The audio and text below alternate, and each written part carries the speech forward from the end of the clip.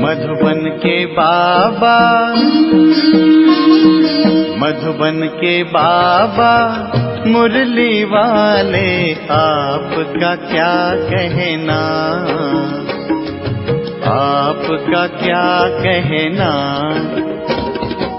ओम शांति। आज 5 मार्च 2024 के साकार मधुर महावाक्य हैं। आज मीठे मीठे बाप दादा बोले, मीठे बच्चे, तुम्हें शरीर सहित सब चीज़ों से ममत्व निकालना है। जब तुम आत्मा पावन कर्मातीत बन जाएंगी तब घर में जा सकेंगी। बाबा ने कहा, मीठे बच्चे, तुम्हें शरीर सहित सब चीज़ों से ममत्व निकालना है। जब तुम आत्मा पावन कर्मातीत बन जाएंगी तब घर में जा सकेंगी। बाबा ने आज प्रश्न पूछा कि आत्मा को किस बात से बहुत डर लगता है और वह डर क्यों। और उत्तर में बाबा ने समझाया कि आत्मा को शरीर छोड़ने से बहुत डर लगता है, क्योंकि उसका शरीर में ममत्व हो गया है। अगर कोई दुख के कारण शरीर छोड़ना भी चाहता है तो भी उसे पाप कर्मों की सज़ा तो भोगनी ही पड़ती है।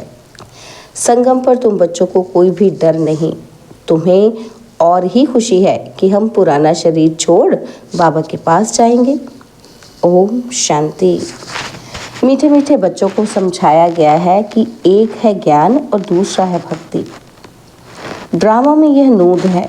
ड्रामा के आधिमत्य अंत को और कोई भी नहीं जानते। तुम बच्चे तो जानते हो, सत्युग में मरने का डर ही नहीं रहता है।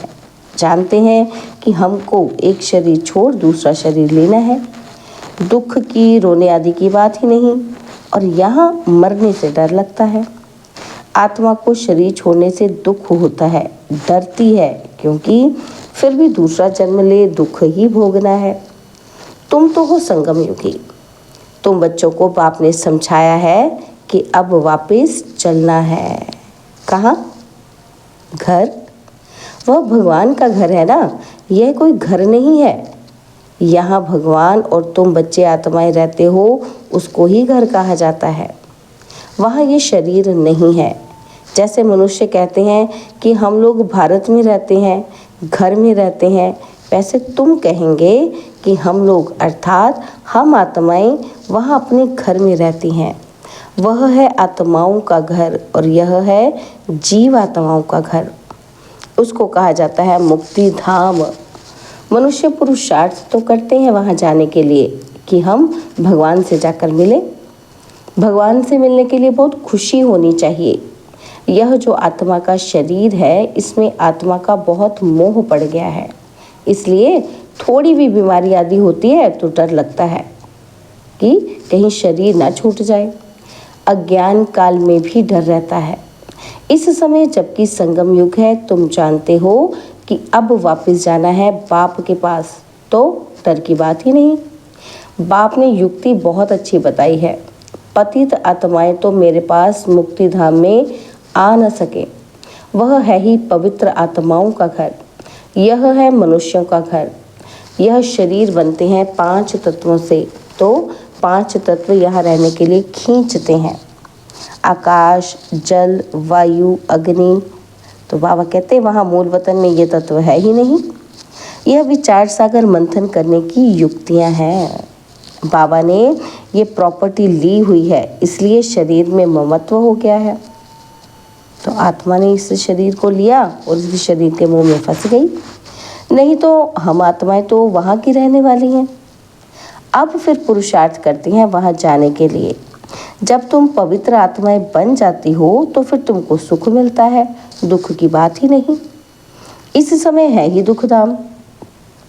तो ये 5 तत्व भी खींचते हैं ऊपर से नीचे आकर पाठ बजाने के लिए। प्रकृति का आधार तो ज़रूर लेना पड़ता है, नहीं तो खेल चल ना सके। ये खेल दुख और सुख का बना हुआ है। जब तुम सुख में हो तो 5 तत्वों के शरीर में ममत्व नहीं रहता है। वहाँ तो पवित्र रहते हैं, इतना ममत्व नहीं रहता शरीर में। इन 5 तत्वों का ममत्व भी छोड़ देते हैं। हम पवित्र बने फिर वहाँ शरीर भी योग बल से बनते हैं, इसलिए माया खींचती नहीं है। हमारा वह शरीर योग बल का है, इसलिए दुख ही नहीं। ये ड्रामा कैसा वंडरफुल बना हुआ है। यह भी बड़ी महीन समझने की बातें हैं। जो अच्छे बुद्धिमान हैं और सर्विस में तत्पर रहते हैं, वही अच्छी रीति समझा सकते हैं। बाप ने कहा है, धन दिए धन न खुटे।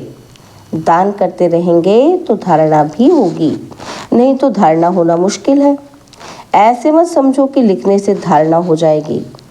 हाँ, लिखकर किसी को कल्याण के लिए पॉइंट्स भेज देते हैं, वह बात और बात है। खुद को तो काम में नहीं आती है। कोई तो कागज़ लिखकर फालतू फेंक देते हैं। यह भी अंदर में समझ होनी चाहिए कि मैं लिखता हूँ, फिर वह काम में आता है। लिख कर फेंक दिया तो उससे क्या फ़ायदा। यह भी आत्मा जैसे अपने को ठगती है। यह तो धारण करने की चीज़ है। बाबा ने कोई लिखा हुआ थोड़ी कंठ किया है। बाप तो रोज़ समझाते रहते हैं। पहले पहले तुम्हारा बाप से कनेक्शन हो। बाप की याद से ही तुम्हारी आत्मा पवित्र बन जाएगी। फिर वहाँ तुम पवित्र रहते हो। आत्मा और शरीर दोनों पवित्र रहते हैं। फिर वह बल खलास हो जाता है तो 5 तत्वों का बल आत्मा को खींचता है। आत्मा को घर जाने के लिए शरीर छोड़ने की दिल होती है। तुम पावन बनकर शरीर ऐसे छोड़ेंगे जैसे मक्खन से बाल। तुम बच्चों को शरीर सहित सब चीज़ों से ममत्व मिटा देना है। हम आत्माएं बिगर शरीर आई थी। हम प्योर थी। इस दुनिया से ममत्व नहीं था। वहाँ शरीर छूटे तो कोई रोते ही नहीं, कोई तकलीफ नहीं, बीमारी नहीं, शरीर में ममत्व नहीं। जैसे आत्मा पाठ बजाती है, एक शरीर बूढ़ा हुआ तो फिर दूसरा ले लेती है पाठ बजाने के लिए। वहाँ तो रावण राज्य ही नहीं है, तो इस समय दिल होती है कि जाएं बाबा के पास। बाबा कहते हैं, मुझे याद करो। यह ज्ञान बुद्धि में है। बाप कहते हैं, पवित्र बनकर आना है। अभी तो सब पतित हैं, इसलिए 5 तत्वों के पुतले से मोह हो गया है। इनको छोड़ने की दिल नहीं होती है। नहीं तो विवेक कहता है शरीर छूट जाए और हम बाबा के पास चले जाएं। अभी पुरुषार्थ करते हो कि हमको बाबा पावन बनाकर, अभी हम क्या पुरुषार्थ करते हैं कि हमको पावन बनकर बाबा के पास जाना है। बाबा ने कहा, तुम तो मेरे थे, अब फिर मुझे याद करो तो आत्मा पवित्र बन जाएगी। फिर यह शरीर धारण करने में भी कोई तकलीफ नहीं होगी। अभी शरीर में मोह है तो डॉक्टर आदि को बुलाते हैं। तुमको तो खुशी रहनी चाहिए कि हम जाते हैं बाबा के पास। इस शरीर से अब हमारा कनेक्शन नहीं है। यह शरीर तो पाठ बजाने के लिए मिला है। वहाँ तो आत्मा और शरीर दोनों ही बड़े तंदुरुस्त होते हैं। दुख का नाम नहीं रहता। तो बच्चों को कितना पुरुषार्थ करना चाहिए। अभी हम बाबा के पास जाते हैं, क्यों नहीं इस शरीर को छोड़कर जाएं। परंतु जब तक योग लगाकर पवित्र नहीं बने हैं, कर्मातीत अवस्था नहीं बनी है, तो जा नहीं सकते हैं। यह ख्यालात अज्ञानी मनुष्य को नहीं आ सकते। तुम बच्चों को आएंगे। अब हमको जाना है। पहले तो आत्मा में ताकत होती है, खुशी होती है, कभी डर नहीं रहता। यहाँ दुख है, इसलिए मनुष्य भक्ति आदि करते हैं, परंतु वापस जाने का रास्ता तो जानते ही नहीं। जाने का रास्ता तो एक बाप ही बताते हैं। हम बाबा के पास जाएं, उसकी खुशी होती है। बाप समझाते हैं, यहाँ तुम्हारा शरीर में मोह है, यह मोह निकाल दो। यह तो 5 तत्वों का शरीर है, ये सब माया ही है। इन आँखों से जो कुछ आत्मा देखती है, सब माया ही माया है। यहाँ हर चीज़ में दुख है, कितना गंध है। स्वर्ग में तो शरीर भी फर्स्ट क्लास, महल भी फर्स्ट क्लास मिलेंगे। दुख की बात ही नहीं। कैसा बना हुआ खेल है। यह तो चिंतन में आना चाहिए ना। बाप कहते हैं, और कुछ नहीं समझते हो तो अच्छा बोलो, बाप को याद करो तो विकर्म विनाश हो जाएंगे, स्वर्ग में चले जाएंगे। हम तो आत्मा है, यह शरीर रूपी दुम बाद में मिला है, इनमें हम क्यों फंसे हैं। बाप समझाते हैं, इसको रावण राज्य कहा जाता है। रावण राज्य में दुख ही दुख है। सत्युग में दुख की बात नहीं। अब बाबा की याद से हम शक्ति लेते हैं क्योंकि कमज़ोर बन गए हैं। देह अभिमान है सबसे कमज़ोर बनाने वाला। तो बाप समझाते हैं यह ड्रामा बना हुआ है, यह बंद नहीं हो सकता। मोक्ष आदि की बात ही नहीं है, यह तो बना बनाया ड्रामा है। कहते भी हैं चिंता ताकि कीजिए, जो पास्ट हो गया वह फिर होना ही है, चिंता की बात ही नहीं। सत्य में खराब कुछ होता नहीं, यहाँ चिंता लगी है। बाप कहते हैं ये तो ड्रामा है। बाप ने रास्ता तो बताया ही है, ऐसे तो मेरे पास पहुँच जाएंगे, मक्खन से बाल निकल जाएगा। सिर्फ तुम मुझे याद करो तो आत्मा पवित्र हो जाए। पावन बनने की और कोई युक्ति नहीं। अभी तुम समझते हो कि हम रावण राज्य में बैठे हैं, वह है ईश्वरीय राज्य। ईश्वरीय राज्य और आसुरी राज्य का खेल है। ईश्वर कैसे आकर स्थापना करते हैं ये किसी को पता नहीं है। बाप को ही ज्ञान का सागर कहा जाता है, वही आकर सब समझाते हैं। अभी तुम सारा ज्ञान समझ रहे हो, फिर ये सारा ज्ञान भूल जाएगा। जिस पढ़ाई से हम ये पद पाते हैं ये सब भूल जाता है। स्वर्ग में गए और ये नॉलेज गुम हो जाती है। भगवान ने डबल सिरताज कैसे बनाया वह भी कुछ भी नहीं जानते। यह भी नहीं जानता था तो दूसरे शास्त्र आदि पढ़ने वाले क्या जाने। ब्रह्मा ही नहीं जानता था तो बाकी बाबा कहते क्या जाने, उनको तो टच भी नहीं होगा। तुम आकर सुनते हो तो तुमको झट टच होता है सारा गुप्त। बाप सुनाते हैं, देखने में आता है क्या? समझ में आता है। आत्मा को देखा है क्या? समझते हैं आत्मा है, दिव्य दृष्टि से देखा जा सकता है। बाबा कहते हैं देखने से क्या समझेंगे, आत्मा तो छोटी बिंदी है। आत्माएं अनेक हैं, 10-20 का भी तुम साक्षात्कार करेंगे, एक से तो कुछ पता ना पड़े, समझ भी ना सके। बहुतों को साक्षात्कार होता है, मालूम कैसे पड़े कि आत्मा है या परमात्मा है? फर्क का मालूम नहीं पड़ता। बैठे बैठे छोटी छोटी आत्माएं देखने में आती हैं, यह थोड़ी पता है कि आत्मा है या परमात्मा है। अभी तुम जानते हो इतनी छोटी आत्मा में ताकत कितनी है। आत्मा तो मालिक है, एक शरीर छोड़ दूसरे में प्रवेश करती है पार्ट बजाने के लिए। कितनी कुदरत है। शरीर बीमार हो पड़ता है या कोई देवाला आदि निकालते हैं तो समझते हैं इससे तो शरीर ही छोड़ दें, आत्मा निकल जाएगी, दुख से छूट जाएगी। परंतु पापों का बोझा जो सिर पर है वह कैसे छूटे? तुम पुरुषार्थ ही करते हो कि याद से पाप विनाश हो जाएं। रावण के कारण बहुत पाप हुआ है, जिससे छूटने का रास्ता बाप बतलाते हैं।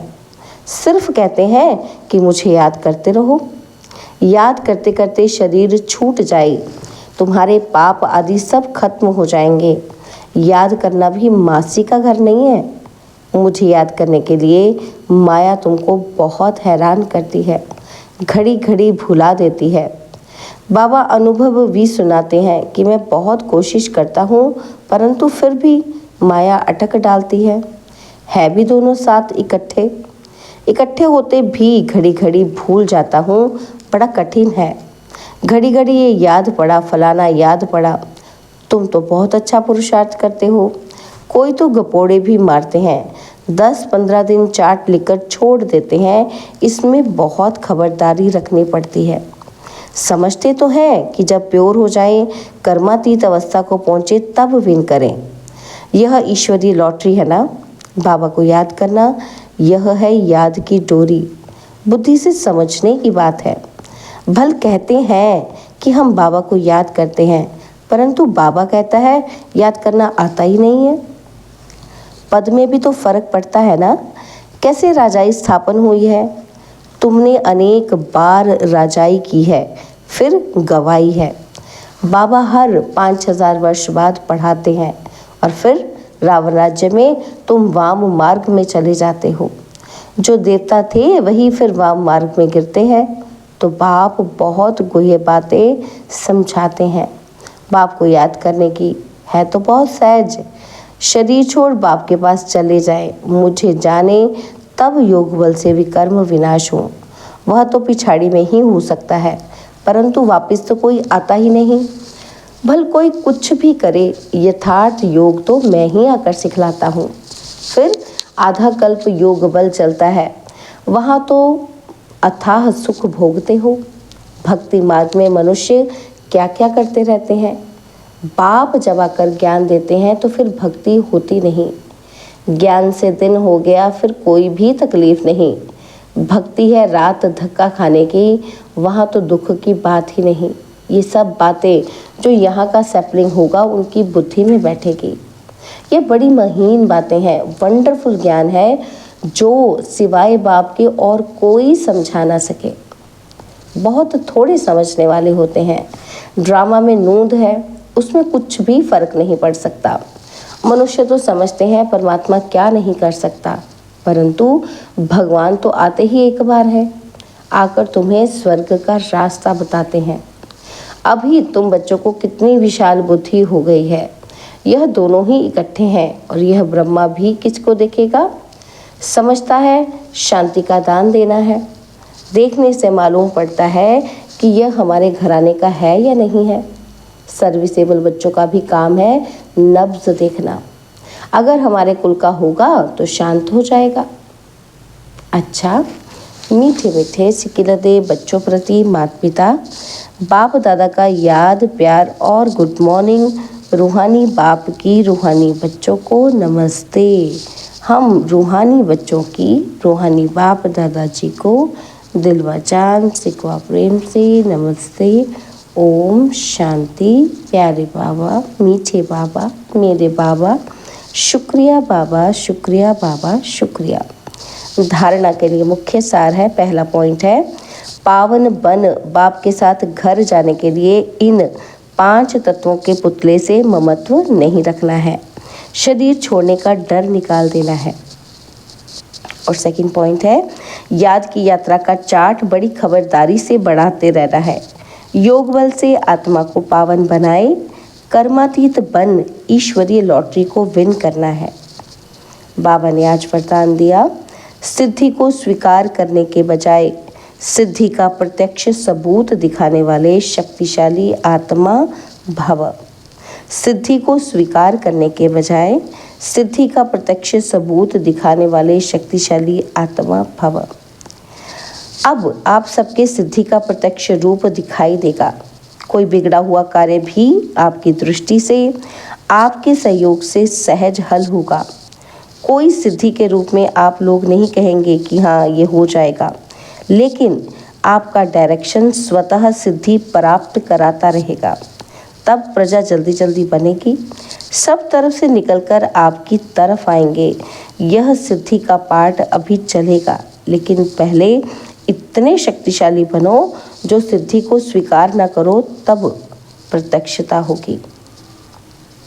स्लोगन, अव्यक्त स्थिति में स्थित हो मिलन मनाओ तो वरदानों का भंडार खुल जाएगा। अव्यक्त स्थिति में स्थित हो मिलन मनाओ तो वरदानों का भंडार खुल जाएगा। ओम शांति।